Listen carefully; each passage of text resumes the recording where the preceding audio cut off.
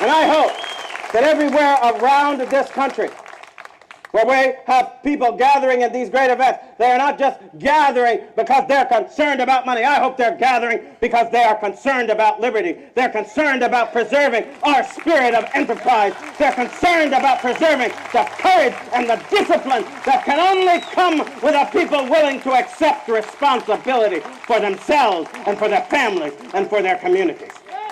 We must resolve here and now on this day, as our founders resolved on independence, so we must resolve that no matter how many promises they make, we shall never accept their utopian delusions at the expense of our solid liberty, which is our real strength.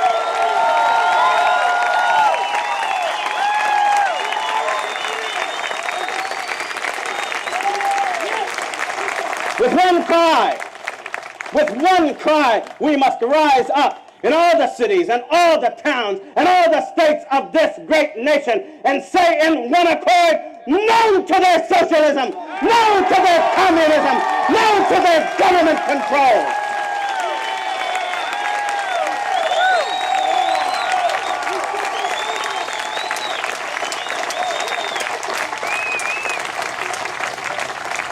But let's not fool ourselves, though, into believing that we can speak that no if we're willing to accept the passive, dependent role that these people assume will be our lot when socialism has arrived for America. Okay? They began many years ago to talk to us and to get us to think of ourselves as consumers. I've always thought that it was kind of sad that Americans let themselves be talked into this nonsense. Since the last time I looked, if you are a consumer that isn't producing anything, then you're not going to be consuming things for very long. This is the great problem in life, you know? Because at the end of the day, that means that you're going to have a whole lot of stuff going out to get all the things you need to consume and nothing coming in exchange for all the things you produce. And that represents a deficit that kills families and kills livelihoods, and it will kill this country. Okay? I want us to remember what they want us to forget. We are not the consumers of any good or service that we don't produce ourselves. We must remember that if there are services rendered and if there are goods produced and if those goods have quality and if those goods have meaning, it's because some American has worked to produce them and give them that meaning. And when we stop being producers, we'll have no wherewithal to consume anything. Well, but here's the area where I think it must come first. Now, and I realize it has its economic consequences, because that's part of what supposedly precipitated this financial mess that we're in, was that they started giving out loans that were bad to folks who couldn't really service the loan. So you were handing somebody an obligation, but they didn't have enough coming in to meet that obligation, right? What I was just talking about. They wanted to consume a nice house, but they didn't have enough being generated on the income side to produce the wherewithal to sustain that consumption. Here's where the government came in. Oh, don't worry. We'll encourage the banks to make you those loans, and they'll offer you terms that let you do it for a little while. Don't worry about what's going to happen later when the consequences of that come crushing down upon you and you can't afford to sustain it, because then we'll come in and we'll bail you out. See? Well, it turns out they didn't bail you out. They bailed the banks out, but leave that aside. Okay? Can't understand that myself.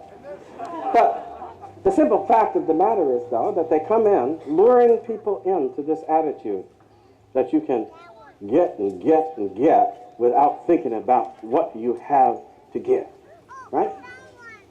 And in the end, that bubble was magnified because they then started creating all kinds of instruments they could use to make money based on these supposed assets. And then they went out and sold them to more people and got more money coming in until the day when the whole scam was revealed, and that system started to collapse. And then, it wasn't even over then.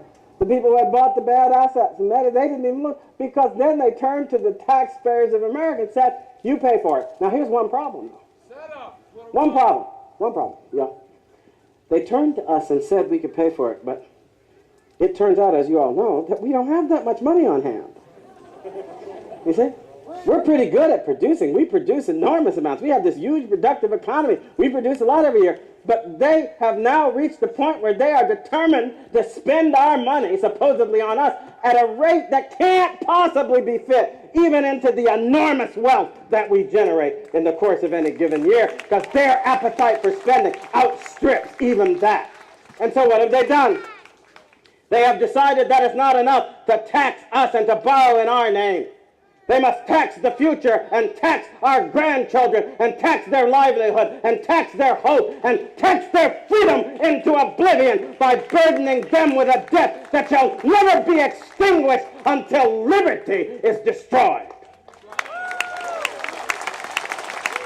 Well, last time I looked, I thought that was, isn't that irresponsible?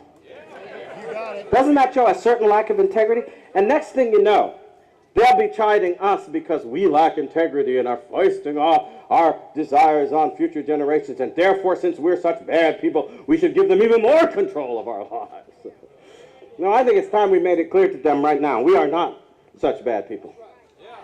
That we reject their policies of pushing this country into the deepest waters of debt to foreign interests and foreign bankers and foreign powers. We reject the business of putting in pawn the future of our children and grandchildren, and we reject the politicians and the bureaucrats and the administrators who are foisting this immoral policy off on this great nation.